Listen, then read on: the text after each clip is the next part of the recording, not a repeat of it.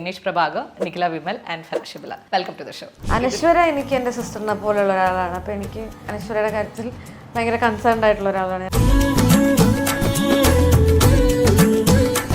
ഇപ്പം നമ്മളൊരു പ്രൊമോഷൻസിന് വരുന്ന സമയത്ത് ഞങ്ങൾക്കും ഇൻസ്ട്രക്ഷൻസ് വരും, ഈ സിനിമ ഇന്ന ജോണറിലുള്ള ഒരു സിനിമയാണ്, അപ്പോൾ അതിനെ നമ്മൾ അങ്ങനെ പ്രസൻറ്റ് ചെയ്യണം. ഈ പറയുന്ന ട്രെൻഡ് കൊണ്ടുവന്നത് ധ്യാൻ ചേട്ടനാണ്. അയാൾ ഒറ്റ ഒരാൾ കാരണമാണ് ഇതൊക്കെ സംഭവിച്ചത്. അതായത് പുള്ളില്ലാതെ ഇപ്പൊ ചിലപ്പോ വല്ലപ്പോഴും ആലോചിക്കുന്നത് ആരെയായിരിക്കും ഞാൻ കല്യാണം കഴിക്കുക എന്ന് ഞാനിപ്പോ ചിലപ്പോൾ ആലോചിക്കാറുണ്ട്. അങ്ങനെ ഒരാളില്ലാത്തതുകൊണ്ട് ആരെയായിരിക്കും നമ്മൾ കല്യാണം കഴിക്കുക അങ്ങനെ വിചാരിക്കും. കല്യാണം കഴിക്കാതെ കുട്ടി ഉണ്ടാവുന്നതിനെ പറ്റി ഞാൻ ചിന്തിച്ചിട്ടില്ല.